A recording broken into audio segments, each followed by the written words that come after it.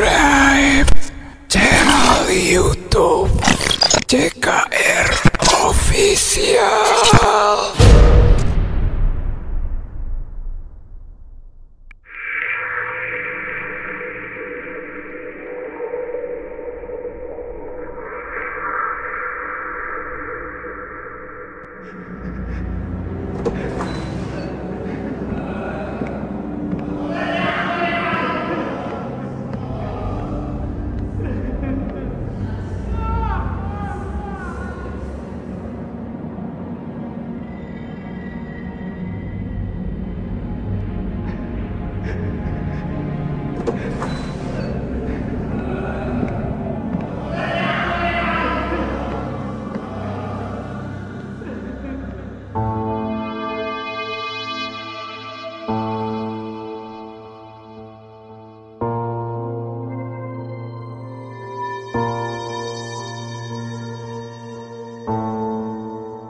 Ngaran kuring Muhammad Arif. Umur kuring 25 tahun. Kuring ngontrak di daerah Cilember Cimahi.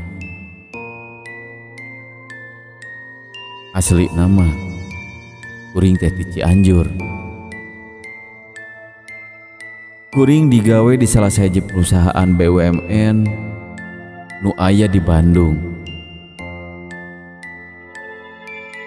Kuring boga pengalaman mistis anu pernah kealaman ku kuring. Kuring teh anak anu cikal ti 3 sadulur. Kuring ngahaja sakola teh milih ka SMK supaya kuring lamun geus lulus sakola bisa langsung digawe. Sabab kuring karunya kanu jadi kolot. Pagawean bapak kuring ngan saukur ngandalkeun tina pangepul sampah.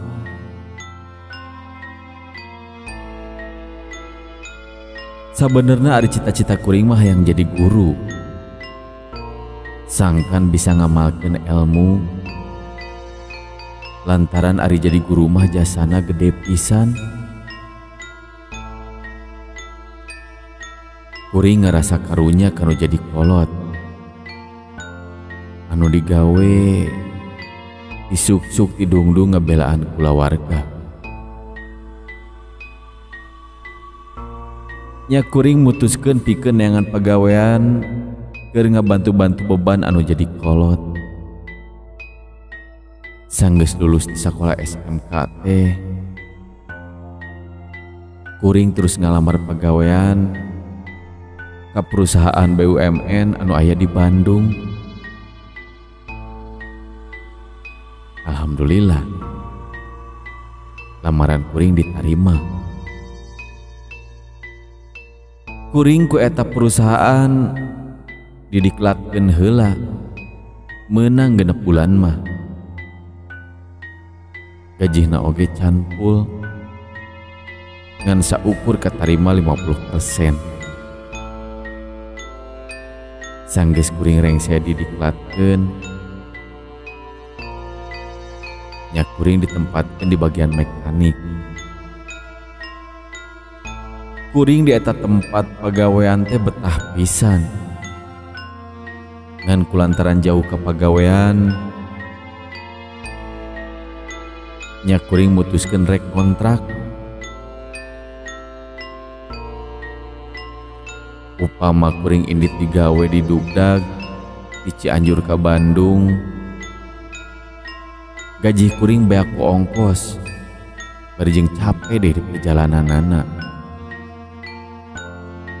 Kuring rek neangan kontrakan anu deket jeung pagawean. Tapi geus nanyakeun ka ditu ka dieu neangan kontrakan kabehanana eueuh nu cocok. Lain teu cocok tempatna. Tapi hayang neangan kontrakan teh hayang anu rada murah. Sanggeus kuring nanyakeun ka babaturan, nya kuring menang informasi cenah di deket imah babaturan kuring aya imah anu rek dikontrakeun jabah hargana murah. Eta imah kontrakan teh tempatna di Cilember Cimahi. Ngan eta imah teh geus rada lila ditinggalkeun lantaran anu bogana tugasna dipindahkeun ka Cikampek Purwakarta. Eta imah teh dititipkeun ka bapana babaturan kuring, dititah dikontrakeun supaya eta imah aya anu ngurus cenah. Eta imah teh kaitung gede, terasna oge lalega, pon kitu deui buruana. Di juru-juru buruana dipelakan ku rupa-rupa tetangkalan. Di juru belah kaler aya tangkal hanjuang.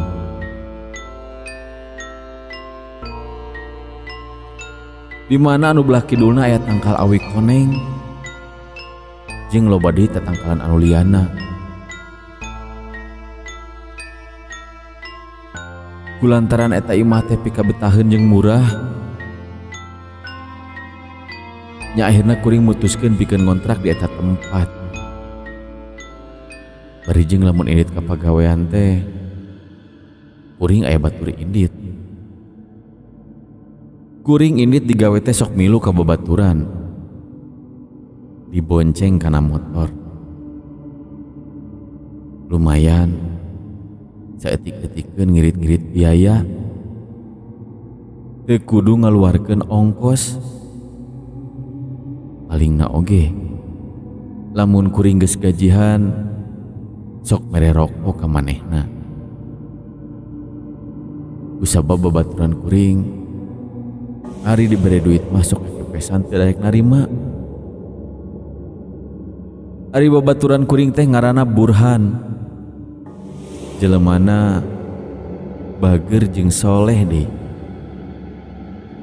Dina hiji poe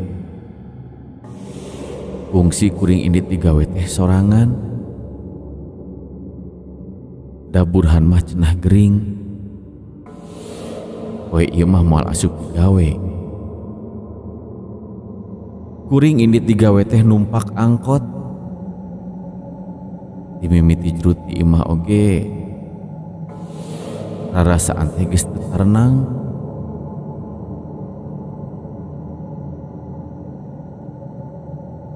Asa teu sumanget rek indit digawe teh. Kuring di pegawean ge teberag saperti biasana. Sok banyol heureuy jeung babaturan, tapi harita mah kuring jadi lungguh. Anu biasana digawe teh balikna jam 5 sore, harita mah ngadak-adak atasan teh nitah ka kuring kudu digawe ngalembur. Nya kapaksa kuring teh kudu ngalembur. Hari balik ngalembur teh jam 11 peuting. Jabah hujan mirip di sore keneh eureun-eureun. Atuh nepi ka imah kontrakan teh papakean kuring jala librug. Sanggeus nepi kontrakan imah teh parowek keneh. Da puguh saklar listrikna can dicetrekeun.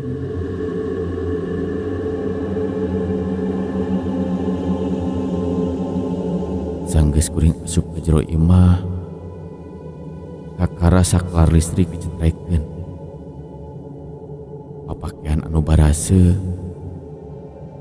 ku kuring dibukaan diasupkeun kana ember cucian. Sanggeus kitu diganti ku pakaian paragi sare. Dina peuting ieu mah kuring ngerasa asa karareung, asa geuman, asa kakaraeun. Ulu punduk oge mani pating sariak.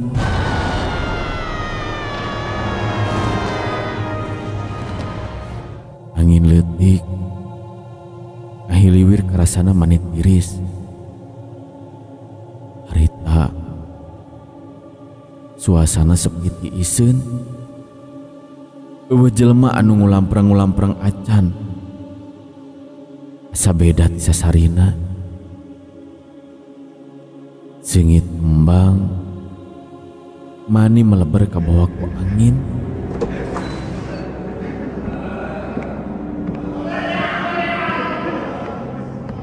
Sengitna kacida ka ambeun aku kuring.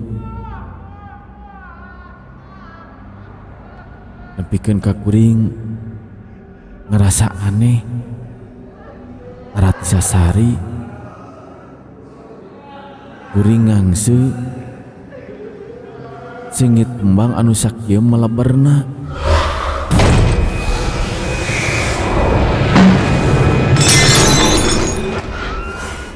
Sengit kembang nah betrobah jadi kaangse bau getih hangru.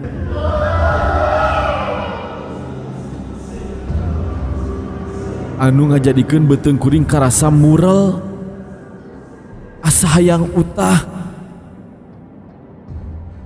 Harita kuring ungah ingeuh, neangan di mana datangna ieu bau hangru. Sabot kuring kerungah ringeuh, tekung silila kadenge aya sora anu keur ceurik mani ngageunggeuyuk pika sediheun.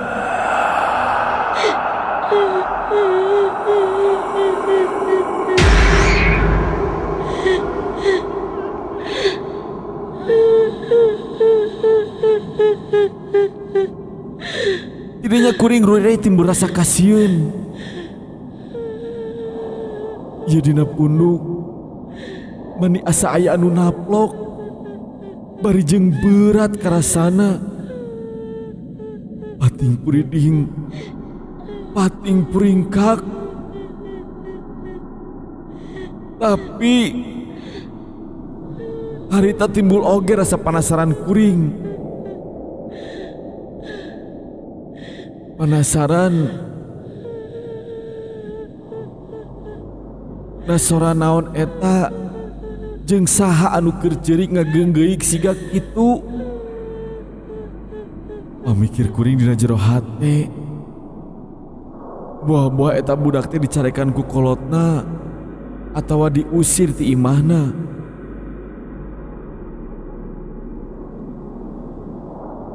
Ku kuring eta sora diintip bari jeung didedengekeun. Di palebah mana eta sora teh datangna. Ayeuna mah ku kuring kadenge jelas. Anu ceurik teh sorana beuki deukeut pisan. Nya kuring di jero imah leumpang ka katayepan. Ngalengkahna oge bari jeung jejengkean. Saterusna gagang panto diputerkeun lalaunan.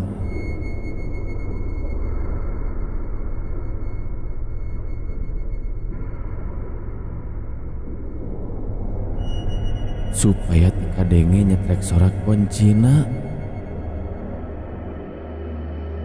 Panto ku kuring dipelengekeun saeutik. Anu saterusna kuring ngelolkeun sirah kuring ditololkeun. Kuring alak pilih ka kenca jeung ka katuhu. Gening eueuh nanaon. Tuluy kuring kaluar tina lawang panto. Barang kuring ngareret Kajuru belah kidul.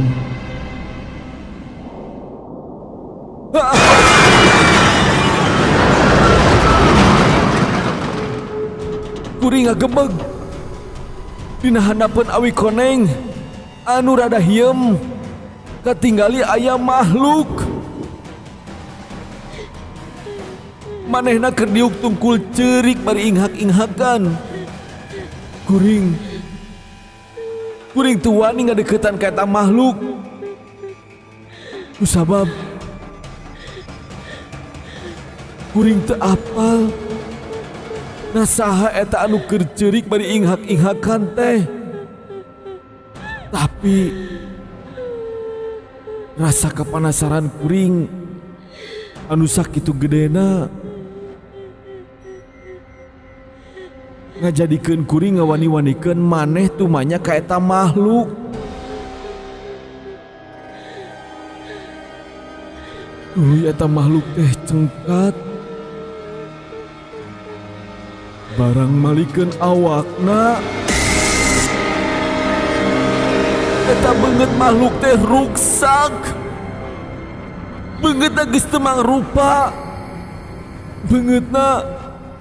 Beungeutna baloboran ku getih. Eta getihna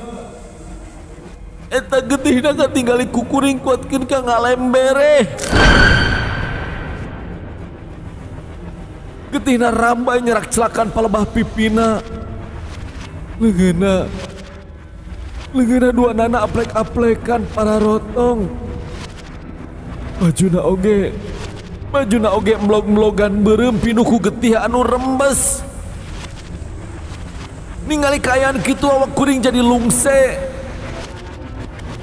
Kuring ngarasa leuleus. Sira karasana asa muter. Ketinggalian kuring jadi ranyai. Anu akhirna mah awak kuring ngagebru. Harita keneh kuring kapiuhan teu inget di bumi alam.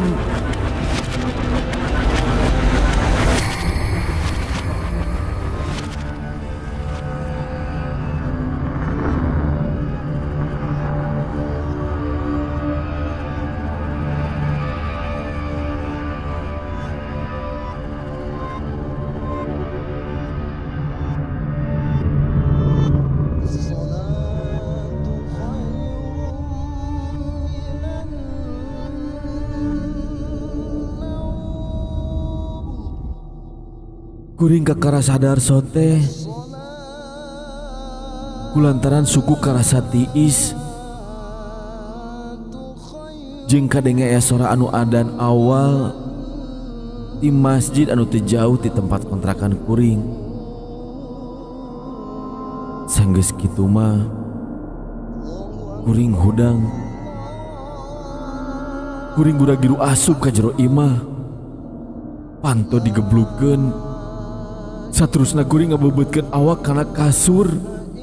Bari dibakutat ku simbut. Sieun eta makhluk teh nuturkeun ka kuring. Isukna kuring nyemah ka imahna babaturan. Kuring ngariung jeung kolotna. Anu saterusna kuring cacarita naon-naon anu tadi peuting ka alaman ku kuring. Kolotna babaturan kuring nerangkeun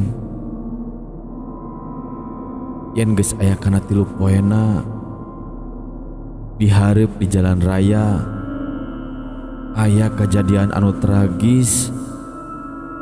Aya budak sakola maot katabrak mobil. Eta budak teh waktu nyebrang jalan raya teu luak lieuh heula. Ngadon lenyang we nyebrang sorangan. Di belah kulon mobil sedan keur mengpeng tarik pisan. Mobilan teu ka rem. Ya antuk nama eta budak teh katabrak mobil nenggal pisan. Eta budak teh maot saharita. Cenah ngaranna teh